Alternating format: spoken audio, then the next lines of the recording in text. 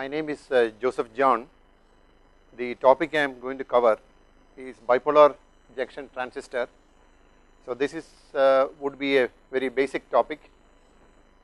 There will be two lectures on transistors. The first one is an introductory lecture.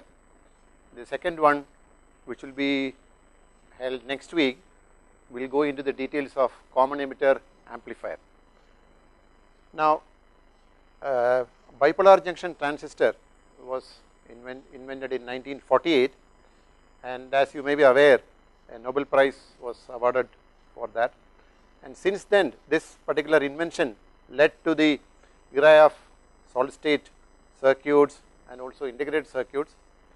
And till early 80s, Bjt, as it is called, was the device of choice in the design of both discrete and integrated circuits. Today, MOSFET is the most widely common used, but still in some applications Bjt is still the device of choice.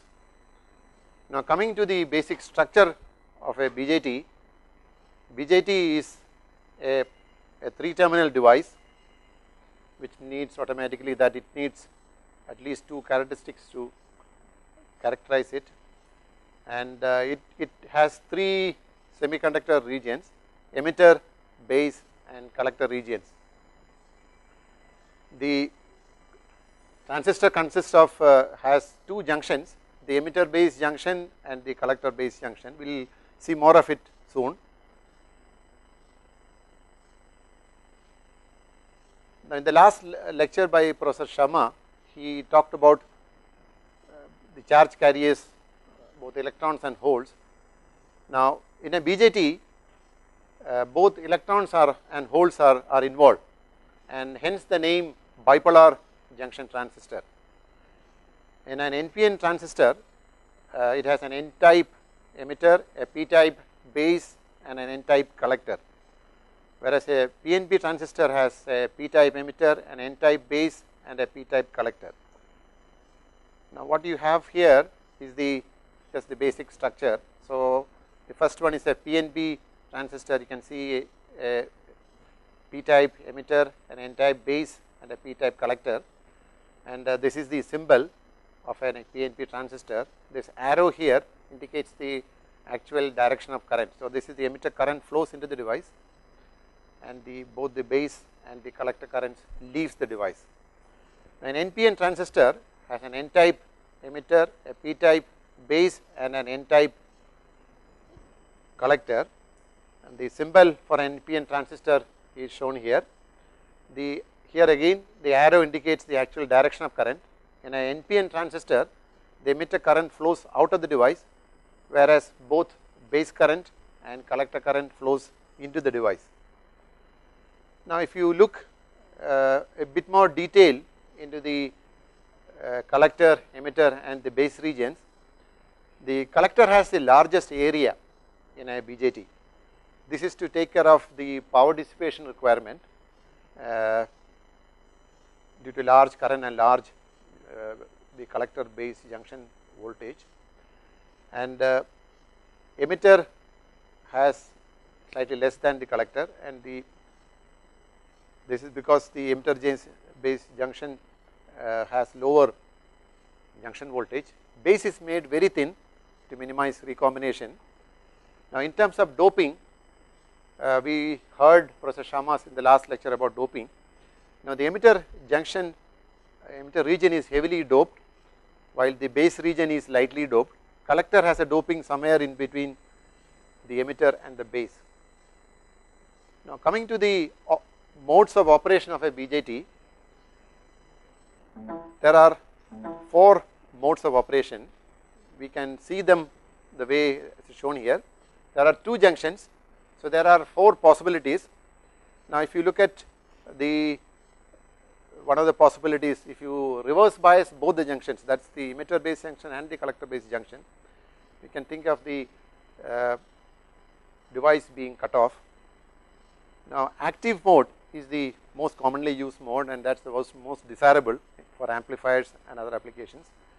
Now, in this particular case, for an active mode of operation, you need to keep the emitter base junction forward biased while the collector base junction should be reverse biased. Now, in switching applications and so on, you occasionally have the saturation mode also. In this particular case, both the emitter base and the collector base junctions get forward biased. There is another mode of operation which is very seldom used, yet there are applications, especially in logic circuits such as TTL gates, and TTL logic uses this particular mode of operation. This is what is called the reverse active. The previous active mode is actually called forward active mode. This is called reverse active. Now, if you look here, essentially this, in this particular case, the emitter base junction is reverse biased, while the collector base junction is forward biased. This is just the, you can think of the reverse active mode as an interchanging of emitter and collector junctions in terms of the forward active mode. What I will do is, we will spend almost 45 to 1 hour on the basics of a BJT, and then we will take some numerical examples to illustrate the problem, the basic operation. Now, coming to the operation of an NPN transistor in the active mode. Now, you would see that most of the circuits which you would come across make use of an NPN transistor. Very seldom would come across a PNP transistor. However, there are applications where you use PNP also. Now, what we have here is, what we have shown here is a basic kind of a block schematic of an NPN transistor. Now, here this the left side is the emitter region, the middle you have the base region, and then you have the collector region on the right side, and the emitter base junction is forward biased, which means you would see that the base, this being an NPN transistor, so the base would have more positive voltage compared to the emitter, and the collector base junction is reverse bias, which means the collector would be applied a more positive voltage as compared to the base. As you would see from the biasing shown here in terms of two batteries, you would see that the voltage which you apply to the base emitter junction is much smaller compared to the voltage you apply to the reverse bias which you apply to the collector base junction. Now, coming to the currents in a BJT, the emitter current, as we saw from the previous diagram, the emitter is heavily doped, and this is an N-type region, and when you forward bias the emitter base junction, what happens is you have carriers electrons injected from the emitter into the base.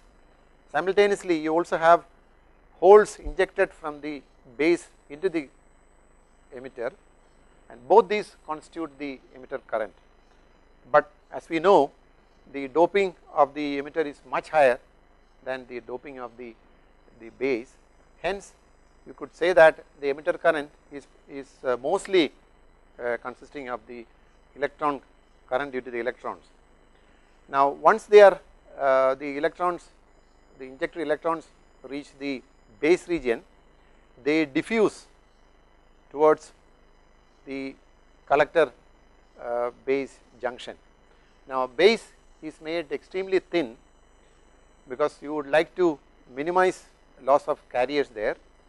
Now, since the electrons are minority carriers in the base region, some of them recombine, and so the base current is due to, has two components. One component is due to the injected holes from base to emitter. The other component is due to the holes need to be supplied due to the recombination. Now, the diffusing electrons, once they reach the reverse bias junction, the collector base junction, they are swept away, and the depletion region, they are swept away into the collector, and that constitutes the current. Since the current, emitter current, is basically due to electrons being injected from the emitter to the base, the actual direction of current would be the opposite of the electron flow. So, in an actual case, in an NPN transistor you would have the emitter current flowing out of the emitter, base current flowing into the base, and the collector current flowing into the collector terminal.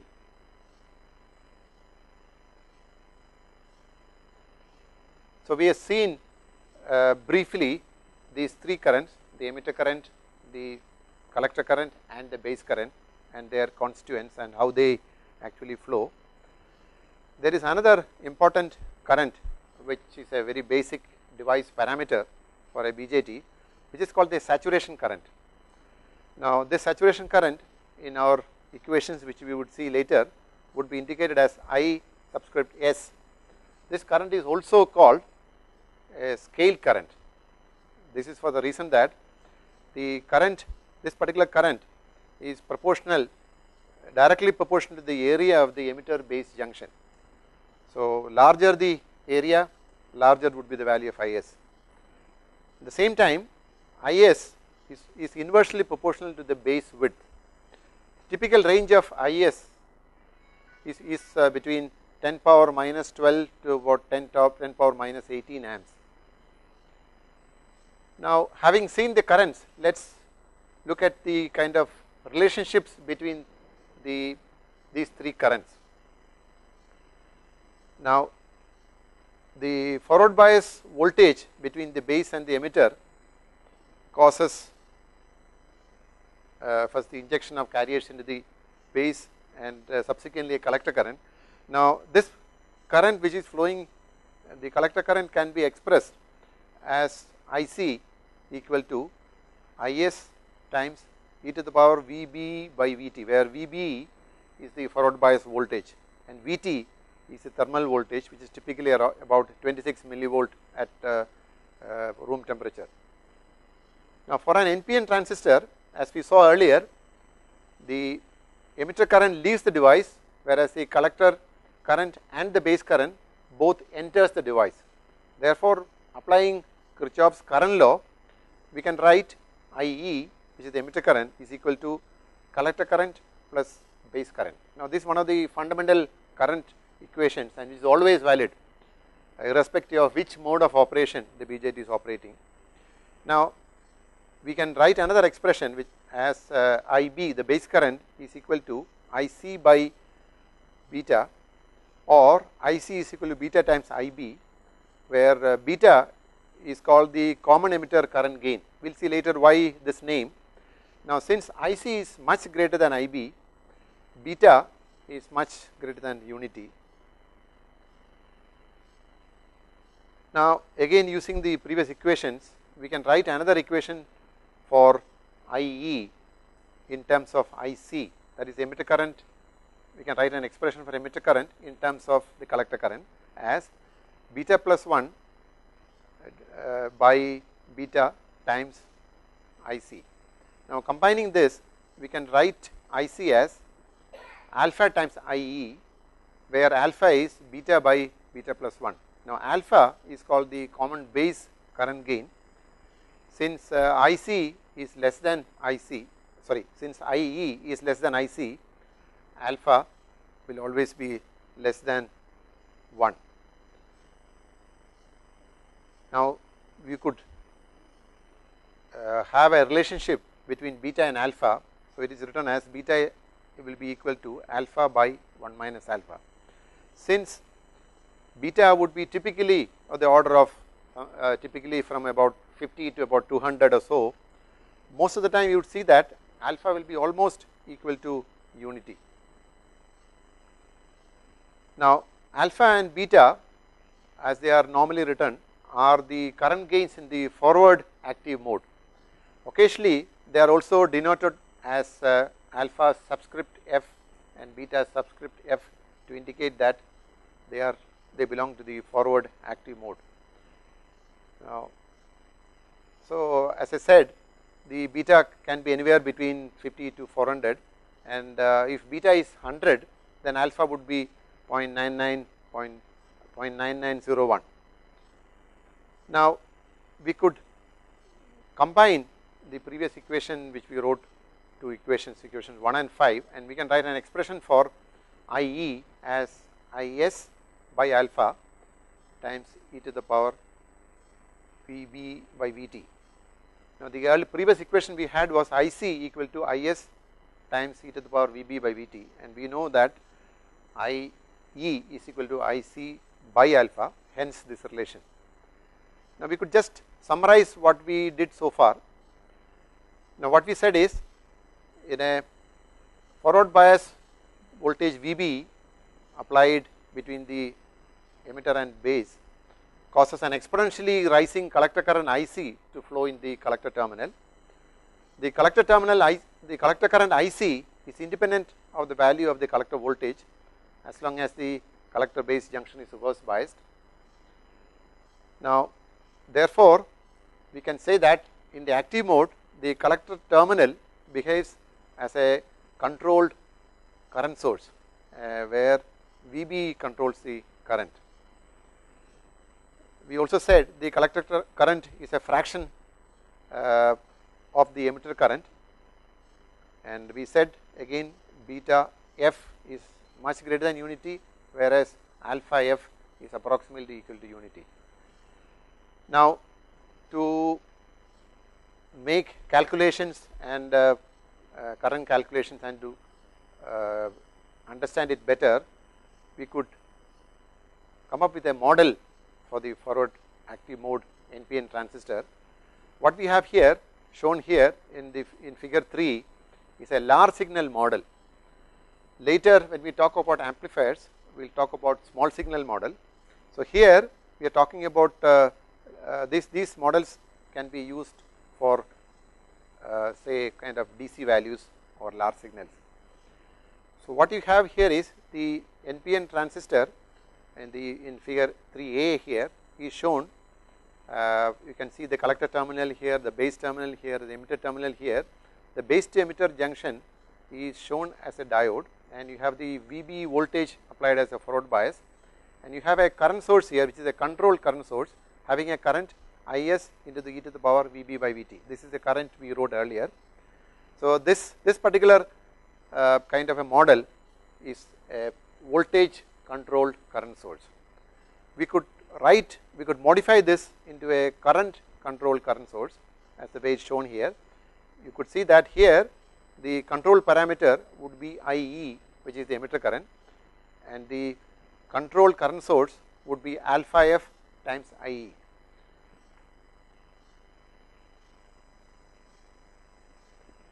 What is important to notice here is that the control current source we have is a nonlinear current source because we have an exponential relationship. Now we can think of Bjt as a two-port network. Coming back to the diagram, we could see that we could think of the Bjt as a two-port network having an input port. In this case, you could think of the Be as the between base to emitter as the input port and collector to emitter as the output port. So this you can think of a Bjt as a two-port device. Now since now that we have studied forward active mode in some detail, we could look at the actual structure of a Bjt. Now what we have in figure 4 is the typical cross section of an NPN transistor. We see here the outer portion here is the collector. You could see emitter being surrounded by base and which is surrounded by collector. As we saw earlier, the collector region, collector is the largest region, and you see that the way it is constructed, almost all the electrons which are injected into the base gets collected because of this kind of a structure. One very important thing to notice here is that even though both emitter and collector are both N type semiconductor material, the actual area is very different. Let us look at now the reverse active mode. Now in a reverse active mode, as we discussed earlier, we can think of reverse active mode, which is very seldom used. as a case where a special case of the forward active mode where the base and the the collector and the emitter terminals getting interchanged. Now, as we saw just now, since BJT is not symmetrical, the current gains which you would get in a reverse active mode, you would see would be very different from the current gains you have alpha f and beta f. Now, since BJT is optimized for forward active mode operation, alpha r and beta r, which are the current gains in the reverse active mode, would be much lower compared to alpha f and beta f. However, alpha r and beta r are related by the same equations which we wrote earlier for alpha f and beta f. So, typically alpha r would be in the range of 0.01 to 0.5 and the corresponding range of beta r would be 0.01 to 1. If you compare this with the values of alpha f, we said alpha f is approximately unity and beta f we said is typically 100 or so. So, you could see that alpha r and beta r are much smaller than alpha f and beta f. Now, we could attempt a large signal model for the NPN transistor in the reverse active mode. Now, to do this, we could there is a very simple relationship which connects the scale currents. Now, in the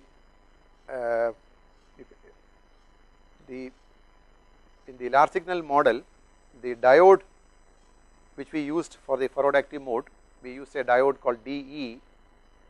Now, in the reverse active mode, we would use, since the collector base junction is forward biased and the base emitter junction is reverse biased, we would use a diode DC to represent the forward biased diode.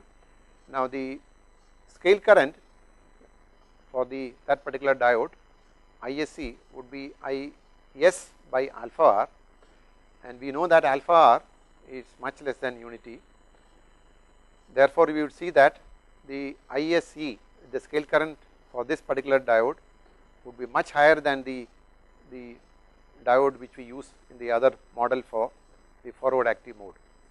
Now, these scale currents are related by a simple relationship. Alpha f times ISC is equal to alpha r times ISC equals IS.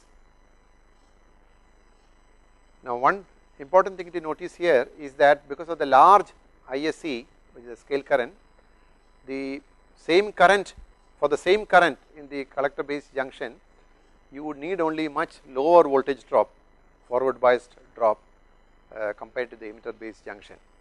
Now, this particular phenomena has a lot of implication when you talk about the saturation mode of a transistor. So, in the large signal model of the NPN transistor is shown here.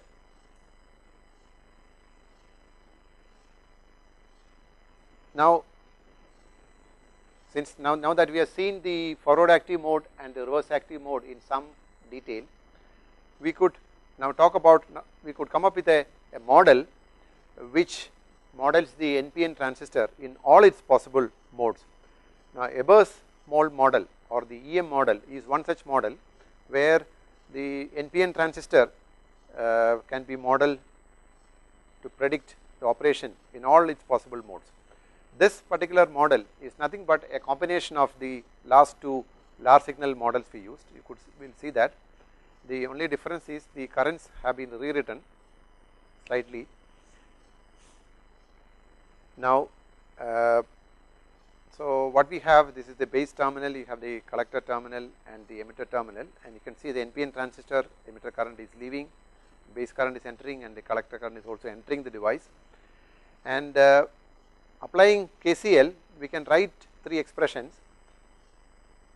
We will not go into great detail. Now, the advantage of the Ebers mold model is that we could predict the currents. So, we could write IE from the IE as IDE minus alpha r times IDC, IC as minus of IDC plus alpha f IDE, and IB as 1 minus alpha f IDE plus 1 minus alpha r IDC.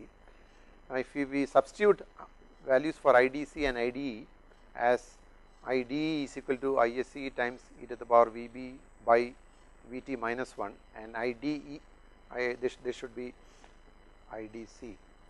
We would see that these expressions, we would get detailed expressions for all the 3 currents. Now, these equations look very complicated, but if you look at it carefully, we would see, let us look at these 2 terms. Look at the collector current, let us look at the first 2 terms. Now, the first term as an exponential term e to the power VB by VT, and the second term you have an exponential term e to the power VBC by VT. So, you could think of the above small equation showing you the terminal currents as a sum of 2 currents. For example, the collector current is basically the sum of the forward biased emitter based junction and the forward biased collector based junction. Now, in the normal forward active mode, we know that the base collector junction is reverse bias, which means VBC would be negative. So, we would see that this entire second term would disappear.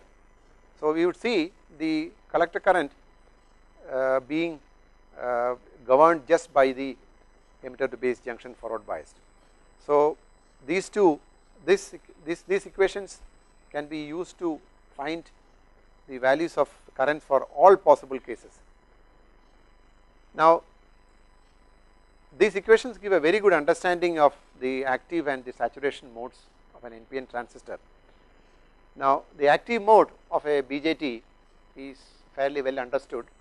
However, the saturation mode is one of the most complicated and most misunderstood, and above small model gives you a very good understanding, and it shows you when a device is saturated and when it is active. Now, from the as I said in the above small equations, if you consider the forward bias case, that corresponds to the base emitter junction being forward bias, which means VB will be positive, and the base collector base junction being reverse bias, which means the base to collector voltage would be negative. This is because of the reason that we saw earlier that the collector potential would be always much more positive than base, with the result that VBC would be negative, with the result the entire term the entire exponential term will disappear, and that way the current in an active mode is governed only by the first term, and a very similar thing you would find the emitter current also. Now, one of the best ways of understanding the saturation mode is to plot the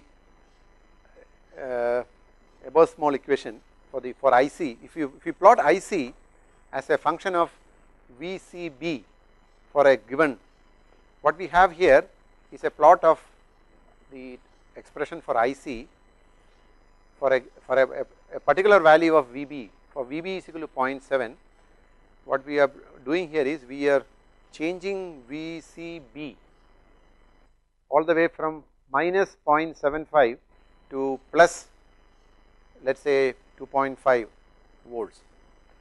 Now, as generally when we say forward biased, we said that in the forward active mode the collector base junction should be reverse bias. Now, what do you mean by reverse bias? Now, what we see from here is that the current, the collector current does not change at all, even till up to the about minus 0.4 volt. This is because of the reason that even though collector to base voltage is reduced till the collector to or the base to collector voltage becomes forward active more than about 0.5 volt, that particular junction is not properly forward biased, with the result that till about 0.4 volt of forward bias to the base to collector junction, the second term in the previous equation which we saw has no effect. Therefore, we can safely say that as long as we ensure that the collector voltage, so we can ensure that we are able to keep the collector voltage down to even up to about minus 0.4 with compared to the base, we would still be in the active region. Now, from the we will see later some expressions to illustrate this. Now, Ebersmall model you can use to explain the other model, other modes of operation also. The reverse active mode we said is a case where the collector base junction is forward biased and the emitter base junction is reverse biased. Now, in the same previous equations, if we put the appropriate values, that is forward biasing the collector base junction and reverse biasing, we can get currents in the reverse active mode. Now, in the cutoff mode, again in the Ebersmall model, if you substitute one case, if you reverse bias both emitter base junction and the collector base junction, we would see that the collector current would be negligible, or this will be the case even if you make VB less than 0.5 also, you would see the collector current would be negligible. So therefore we find that the Ebersmall equations give you a very fairly accurate large signal model as far as the transistor operation is concerned, and using Ebersmall equations you could compute all the currents in all kinds of voltages. Today itself I will be uploading a home assignment for your own use, where I am asking you to calculate some of this, so that you can actually see transistor in all kinds of possible modes. Having seen the NPN transistor in detail, let us have a quick look at the Pnp transistor. Now, in a Pnp transistor, we have the emitter region as a P material made of P material. You have a N material for the base and another P material for the collector. Now, in a Pnp transistor, the emitter, since you have to forward bias the emitter base junction, the emitter would be kept at a higher potential compared to the base. Now, since we have to reverse bias the collector base junction, the collector would be kept at a much more negative voltage compared to the base. Now, here the current flow in a Pnp transistor can be thought of as injection of holes from the emitter into the base, as opposed to the injection of electrons in the case of the NPN transistor. Now, since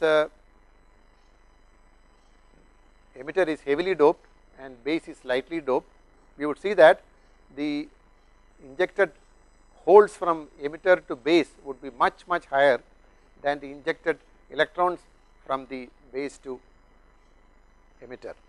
And since the direction of holes would be the same as the direction of current, in a Pnp transistor, the actual direction of emitter current would be into the device, and the direction of the base current and the collector current would be out of the device.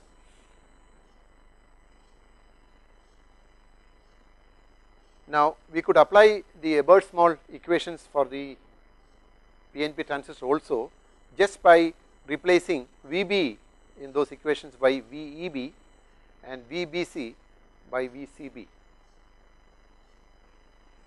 Now, we have, since we have seen Bjt in kind of fairly greater detail, let us look at the Bjt configurations. Now these Bjt configurations are quite important when we talk about amplifiers, and in my next lecture on Bjt common emitter amplifier we will look at this in some detail. Now why do we have different Bjt configurations?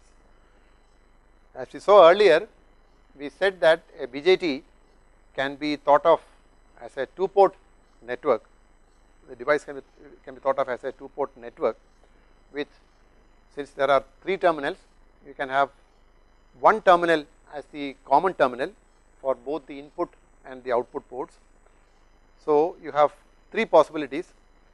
Let us look at the common emitter configuration. So what we have listed in this particular table is basically shown the common terminal, the input port and the output port. Now in a common emitter configuration, emitter terminal will be the common terminal. So the input would be between base and emitter, and the output port would be between collector and emitter. Now the word, hence the word common emitter. In a common base configuration, base would be the terminal which is common to both the input and the output ports, and in the common collector configuration, the collector terminal would be the common terminal between the input and the output port. Now we earlier saw the current gains alpha and beta. Now that we have some understanding of the Bjt configurations, alpha is called the common base current gain as we saw earlier.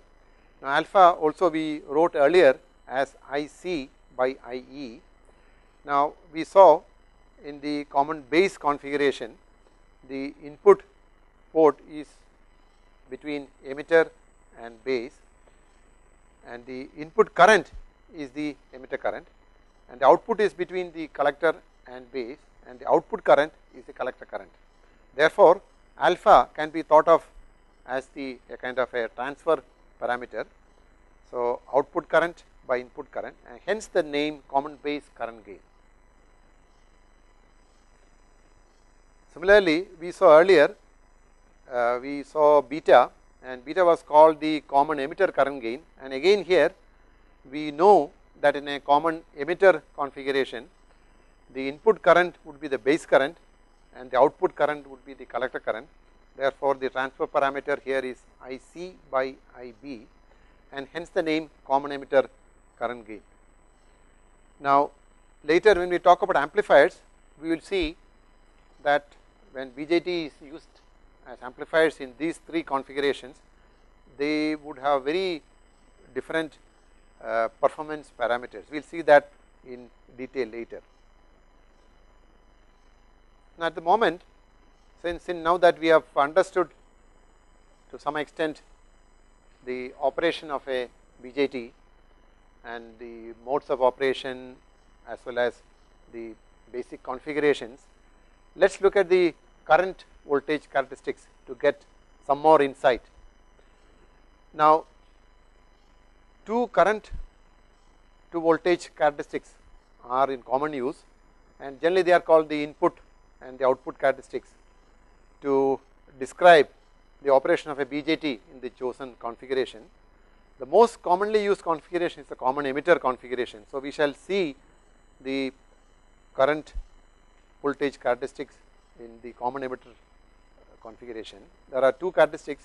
First one is the input characteristic, where we would plot the base current, which is the input current, as a function of the input voltage VBE, and in the output characteristic we would plot IC, the collector current, as a function of the output voltage VCE. Let us first look at the input characteristic, which is the base current versus VBE. Now from our previous equations, we saw that we can write IB as IS divided by beta f times e to the power VB by VT. We might remember, you might remember that we had written earlier IC as IS times e to the power VB by VT. Therefore the expression divided by beta f would give you IB. A typical plot of IB versus VB is shown here, and we could see here an exponential relationship. What is interesting to see here is that we earlier when we talked about active mode, we said that till about 0.5 volt hardly any current flows, and we can see here that when VB is 0.5 the current is extremely small, and you could see that any appreciable current flows only when the forward bias voltage VBE exceeds 0.6. Now the most commonly used forward bias voltage is 0.7, which you can see here very well, that at 0.7 volts you have appreciable base current. So for most of the DC calculations we would use 0.7 as the as a first order approximation for the VBE voltage. Another very important thing to remember,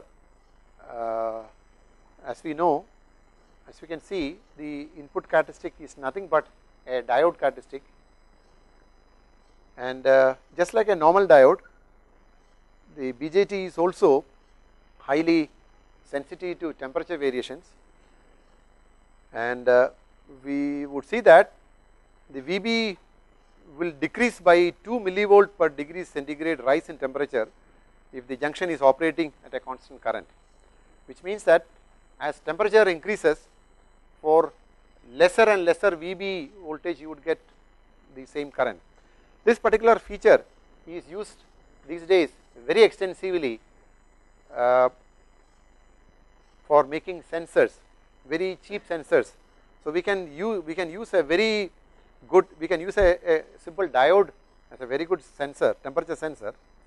If you could pass a constant current through a diode and just monitor the voltage across it, we would see that for every 1 degree rise in temperature, the voltage across the diode would decrease by 2 millivolt. So this principle is used in diode sensors, and we would see that input characteristics also would have a very similar behavior. Let us now come to the output characteristic, where the collector current is plotted as a function of the VCE, which is the output voltage. Now here what we have plotted here is the collector current as the value of the collector current for various values of base currents. Now if the base current is 0, which corresponds to the x axis, the corresponding collector current will be 0, but as we keep increasing base current, let us say IB1, we would get a particular value of IC and so on. So we could choose any value of IB for our operation.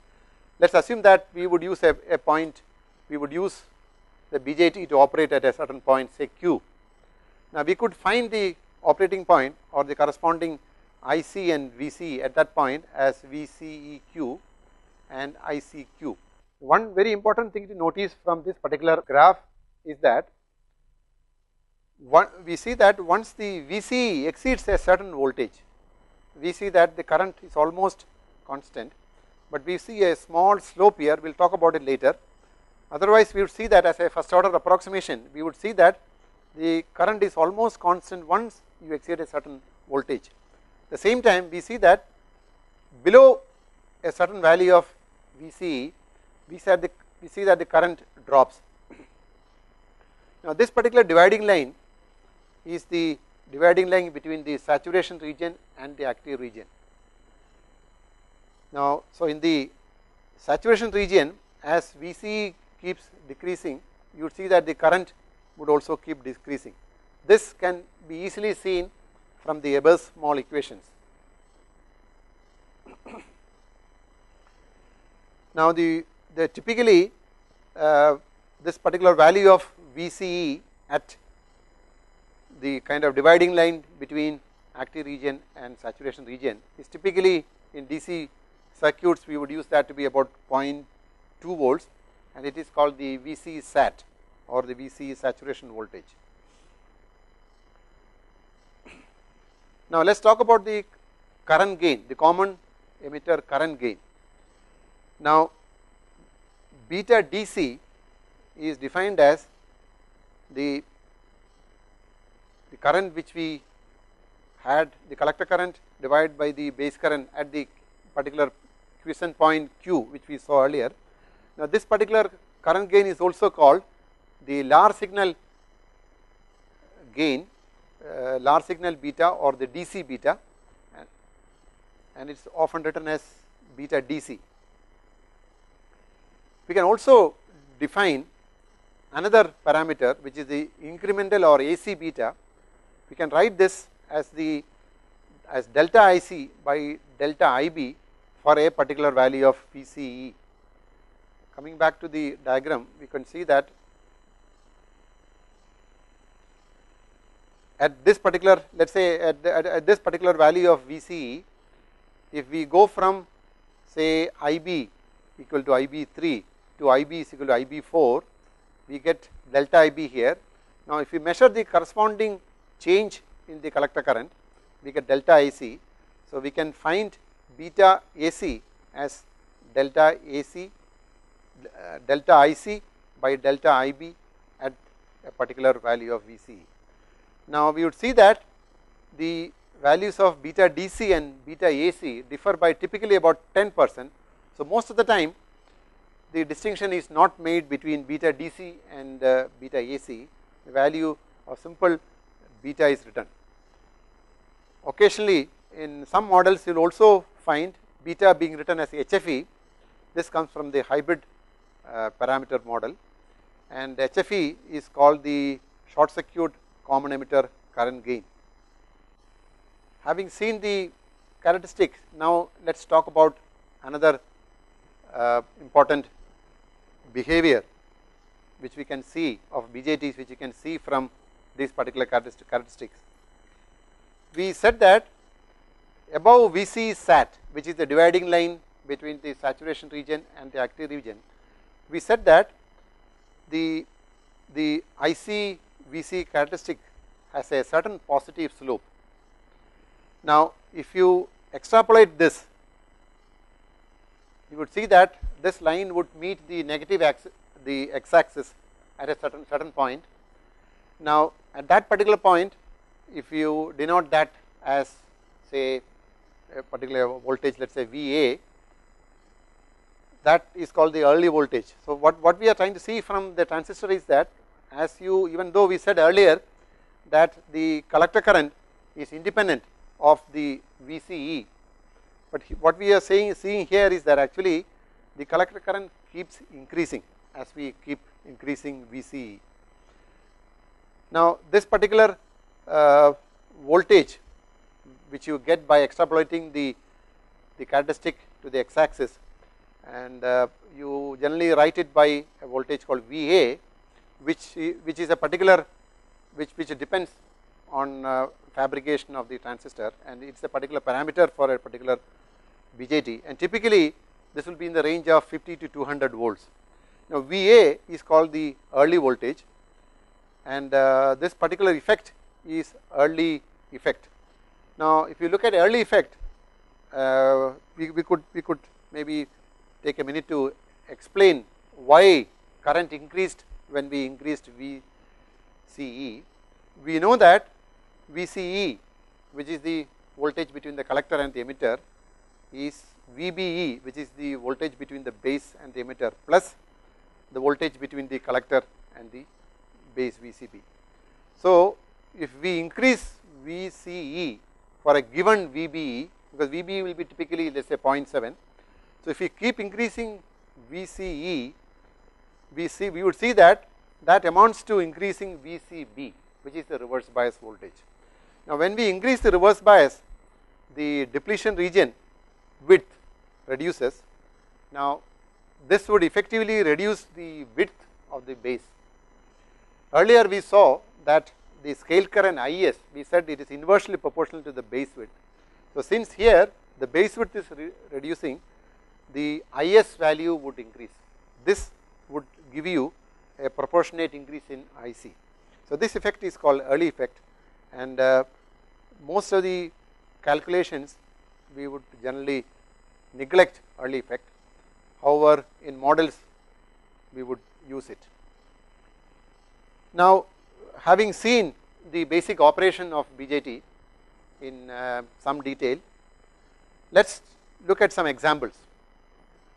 One of the best circuits which I found from my own teaching career in explaining especially the different modes of a transistor in terms from a circuit is the Bjt inverter circuit. So, we will use the Bjt inverter circuit to illustrate the meaning of cutoff, active and saturation modes in an actual circuit, and also the interplay between them. So, here what we would assume that the VBE with the forward bias voltage would be 0.7, we would assume a beta of about 50 and a VC sat voltage of 0.2. So, essentially what we have is this is a Bjt inverter circuit where you would apply a input voltage to the base through a resistor, and you have a collector resistance here. So, we would apply input between the base and the emitter, we would see output from between collector and ground, and the emitter is here grounded here. This is an extremely useful and a simple circuit to explain all these three modes. Now, initially let us consider the first case. Let us assume that, so effectively we will vary V1 which or the V in voltage here all the way from 0 all the way to VCC. As we go from 0 to VCC, let us see what happens to the transistor, and also let us see what happens to the output voltage. Now, initially let us assume that your V in is less than VBE. So, since VB is 0.7, you would see that as long as you keep the input less than 0.7, the base to emitter junction is not getting forward biased, therefore, no base current will flow. Since there is no base current, there will be no collector current. Since there is no collector current, we would see that the output voltage would be the same as the supply voltage. So, this is the first case which is very easy to understand. So, this illustrates the one of the modes which we talked about earlier, which is the cutoff mode, which means effectively the base is not getting, the base to emitter junction is not getting forward biased, and even though you have a proper reverse bias for the collector to base junction, the transistor is off. So, this shows the Bjt in the cutoff mode. Now, let us increase the voltage applied to the between base and emitter. Now, as we increase it beyond VBE, we would see that a base current would start flowing. Now, let us increase it till a particular voltage we will name as VIH. We will look at this particular voltage later and how to get it. But one very important thing to remember is that as we keep increasing V in beyond VBE, the Bjt would turn on, and now we can write an expression for the base current as V in minus VBE by R1. Let us look at the circuit again. So, if you apply Kirchhoff's voltage law in the base to emitter loop, we would see that V in is equal to IB times R1 plus VBE, from where we can write IB as V in minus VB by R1. Now, once we get IB, we can get IC as beta times IB. Now, in the output loop, again if you apply Kirchhoff's voltage law, we would see that VCC is equal to IC times R2 plus VCE. Here VC is same as V out or VO. So, in the output loop, VCC is equal to IC R2 plus VCE, or V out, which is same as VCE, would be nothing but VCC minus IC R2. Hence, as V in increases, V out will keep decreasing. Now, the issue is how low can V out or VC become? Can it become 0? Can it become negative? Now, this is a point at which generally students would have a lot of questions and a lot of confusion. Now, this is where we need to spend some time in explaining what is the limit on that particular voltage. Now, we saw earlier from the IC VC characteristics in the common emitter configuration, and as we would have noticed, the Bjt inverter circuit we just now drew, which we considered, is actually a common emitter configuration. Emitter is grounded, input is between base and emitter, output is between collector and emitter. Now, since we know it very well from the characteristics that since it is a common emitter configuration, Vc is definitely greater than 0. We saw that in the characteristics. So, that answers one question, that Vc cannot be negative. Now, we need to see whether what is that voltage. Now, what we saw also, that even though it is greater than 0, we saw that there is a region up to which both the junctions get forward biased, and we said that is the region we called as the saturation region, where both voltages get forward biased. Now, let us understand this from the transistor. So, this voltage is Vce between the collector and the emitter terminals. We see that we wrote this expression earlier also. So, we can see applying KVL that Vce is equal to Vbe plus Vcb. Therefore, we know that to start with Vcb, since it was a reverse bias, Vcb was positive to start with, Vb was anyway positive, and we know that to start with, since Vcb was reverse bias voltage, it was much greater than Vbe. But as Ic increases, the potential Vc or Vc will keep decreasing and Vcb will keep decreasing. Now, the lowest value of Vce possible for an Npn transistor is Vc sat, which we saw in the characteristic, which is typically in the range of 50 to 200 millivolt, and we said for most DC calculations we would assume it to be 0.2 volt or 200 millivolt. So, this is one very important observation or thing to notice here, is that Vc cannot be negative in an Npn transistor.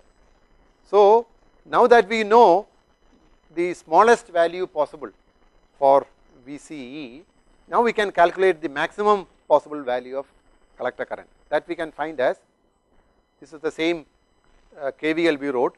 So, we said that in the output loop Ic is equal to Vcc minus Vc by R2. Since the lowest value of Vc is Vc sat, the maximum value of Ic is Ic max is Vcc minus Vc sat by R2.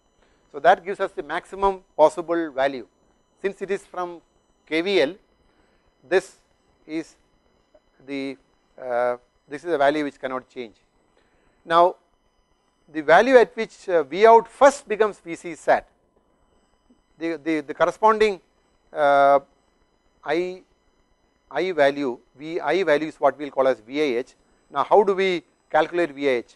So, we will call VIH the input voltage at which output first becomes Vc sat. How do we calculate that? Now, we can calculate that by calculating the maximum base current, rather the base current corresponding to this Ic max, that we can find as Ic max by beta. If we call that Ib2, now we know that Ib is equal to V in minus Vb by R1, and here we can substitute Ib as Ib2 and get VIH as Vb plus Ib2 times R2. Now, what we have here is a plot of the Bjt inverter.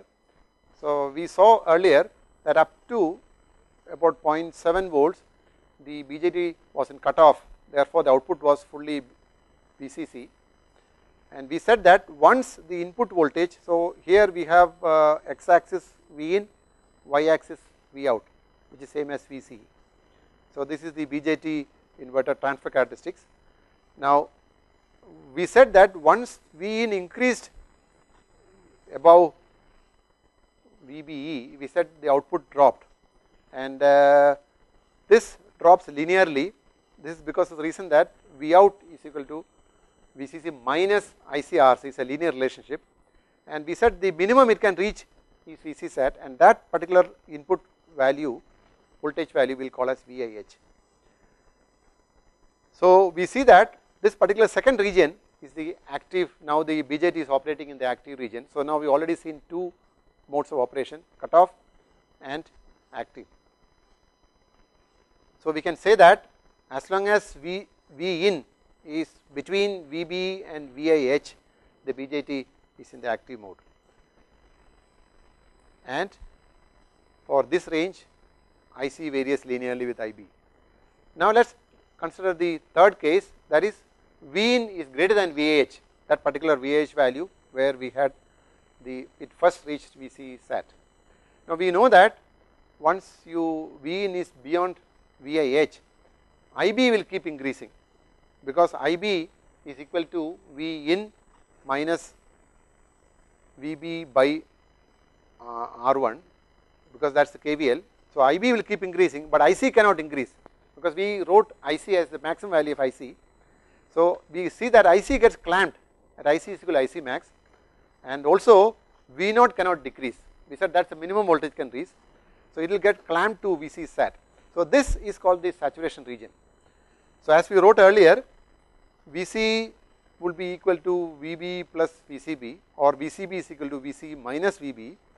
Now Vb is 0.7, Vc sat is 0.2, therefore we can find Vcb to be minus 0.5, or Vbc is plus 0.5. So we see here that both the base emitter and the collector base junction, or the emitter base and the collector base junctions are forward biased. So this is indeed the saturation region which we talked about. So we see two interesting features of the saturation mode. One thing is, in saturation mode the IC value would be less than IB times beta DC value. Now the second thing is, both the emitter base and the collector base junctions gets forward biased. So this particular circuit is an extremely useful circuit, especially for teaching students the modes of a transistor for the first time, after talking about the basic relationships to explain, and that most of the time clarifies the doubts. Maybe we may have to go over it a few times. And I have included a Bjt inverter problem in the home assignment, so you will also have another chance to work it out for yourself and understand. So I hope you would take time to do the home assignment problem. Now let us spend a little bit of time on the last circuit I have, which is again an extremely important circuit, the common emitter biasing circuit. This particular circuit clarifies again a lot of doubts about biasing and about especially about active mode and saturation mode. What I plan to do is, next 15 minutes, roughly 10 minutes, I will spend some time on this circuit, and we will keep about 10 minutes for any quick questions you might have. So let us spend another 10 minutes on this particular circuit. Now here what we have, this is the most commonly used biasing circuit for a common emitter amplifier, which we will discuss in the next lecture. Now given a circuit like this, how do we calculate all the currents and all node voltages? Most of the time, as we saw in the IC VC characteristics, all that we need to calculate is the IC value and the VC value. Now this particular circuit can be simplified using Thevenin's theorem. Again, this is one of the most one of the common confusion which students have, given a circuit like this, how to simplify it. Now Thevenin's theorem is one of the most elegant theorem. So again, I very commonly use this as an example of how Thevenin's theorem makes the circuit very simple. If somebody tries to solve this particular, try to find the current, the base current through node equations, you would need at least 2 equations, whereas here single one equation you can solve it. Now what we have here, we applied Thevenin's theorem between the base and the emitter terminal, or the base and the ground, not emitter, between base and the ground. So what Thevenin's theorem says is, open this particular port, look towards the side, find the open circuit voltage, that will be the Thevenin voltage. So the open circuit voltage here, VBB, is nothing but VCC times R2 by R1 plus R2. Now the Thevenin resistance will be the parallel combination of R1 and R2. So the circuit now reduces to a very simple circuit, where calculation of currents becomes very simple. So this is the first step in solving this particular circuit. So once we do this by writing, getting VBB and RB, once we do that, now we need to, in all transistor circuits, before we solve it, especially this kind of biasing circuits, you need to make an assumption. Since there are many unknowns here, the best way to solve it is to by making an assumption that the Bjt is in the active mode. Why is it so? The moment I assume that the Bjt is in the active mode, I can use the relationship between collector current and base current as IC is equal to beta times IB. So if I find IB, I can find all the currents, and that is the common way of, the easiest way of solving it. So we will first assume the Bjt to be active. The moment I do that, I can apply KVL in the base to emitter loop. I can write then VBB as IB times RB plus VB plus IB into beta plus 1 times RE. IB into beta plus 1 is nothing but the IE flowing here. Now once I do this, I can rearrange and find IB as VBB minus VB by RB plus beta plus 1 times RE. Once I find the value of IB, I can find IC to be beta times IB and IE to be beta plus 1 times IB. So at the end of this step, I would have known all the currents, assuming the Bjt is active. Now this is an extremely important thing. You need to verify whether our assumption is right. To do that, we need to write an equation, again KVL for the output loop. Now for the output loop, the KVL equation is nothing but VCC is equal to ICRC plus VCE plus VE. Now assuming active, we can write VC as VCC minus ICRC, V as IERE. Then I can write VCE as VC minus VE. Now if VCE, if I get at this step VCE to be greater than VC sat, which is 0.2, then my assumption was right. Then the Bjt is active. If that condition is not satisfied, then you would see that the Bjt is in saturation. Now if in saturation, then two equations are required, one for the input loop and one for the output loop, and we can then use the equation IE is equal to IC plus IB. So we have 3 unknowns and 3 equations, and it can be solved. Again, I have given one problem, one numerical problem in the assignment. So I hope you do it, where you will be able to understand how the interplay of this. Now before we end, I want to talk about the interplay of the role of RC and RE. Now as I said previously, if you look at the circuit here, we would see that RC has a very important role to play in the mode of operation of the Bjt.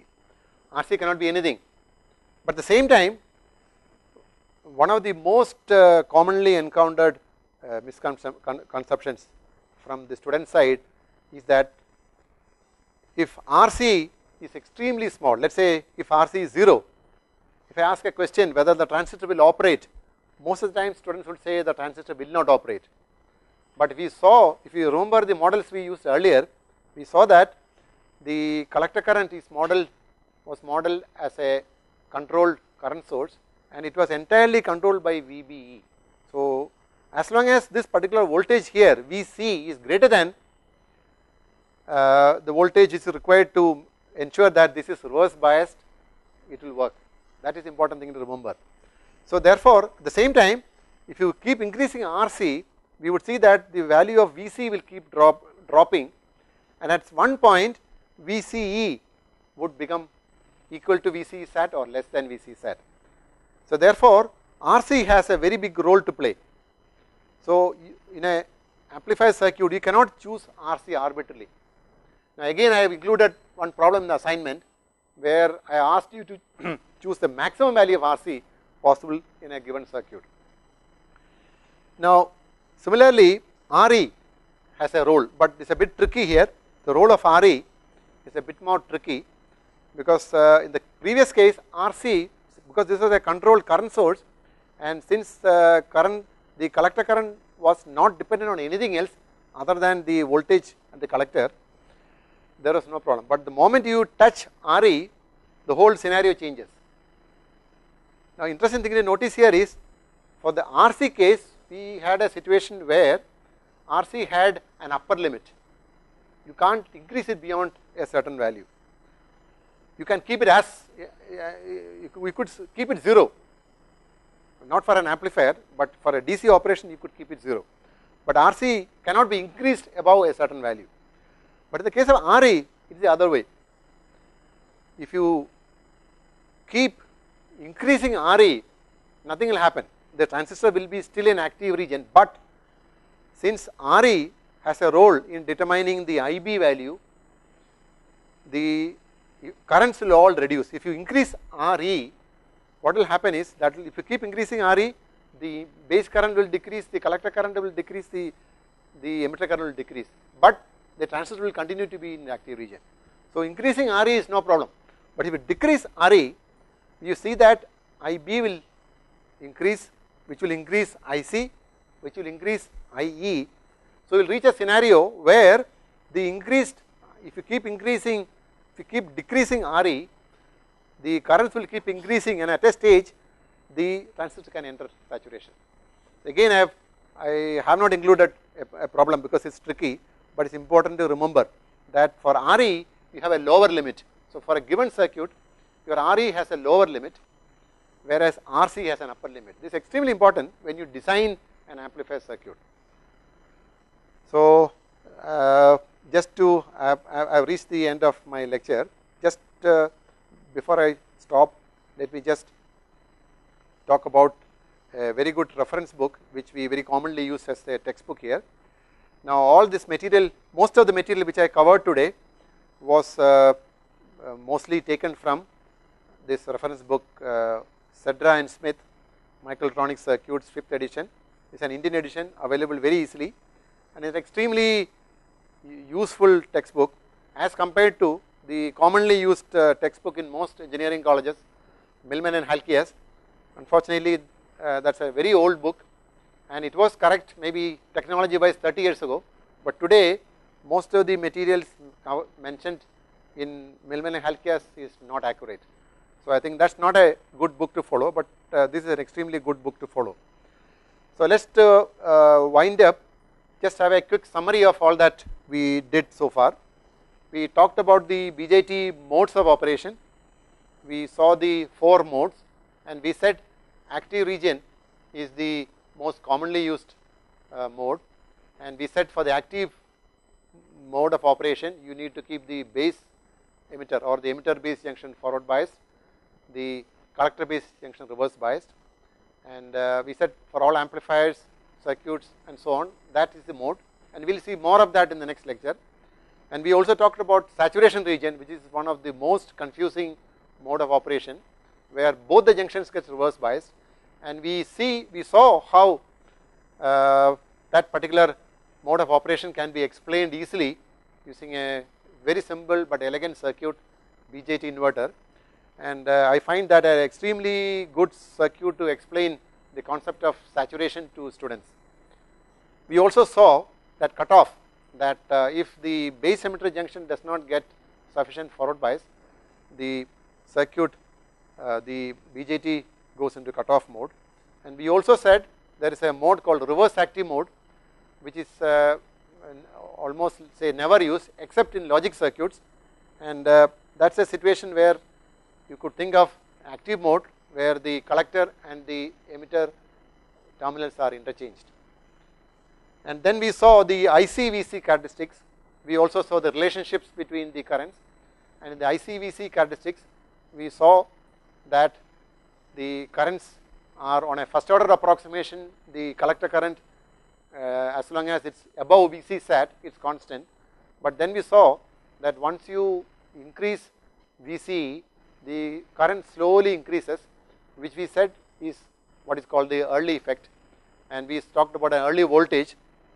And we also saw the input characteristics in the common emitter mode, where we said that the input current varies exponentially, and finally we saw the base emitter, we saw the common emitter biasing circuit, and where we explained again how we actually work out the currents and voltages. Now, in the assignment which I have which we will upload soon, I have included Ebert-Small equations, and I have given a number of scenarios. If you work it out, I can guarantee you, you would understand all the modes of operation thoroughly, including reverse active mode, and all that you need is a calculator. And please assume you can use approximations, but you would find that extremely useful. And I have included again one problem on Bjt inverter and 2 or 3 problems on Bjt DC circuits.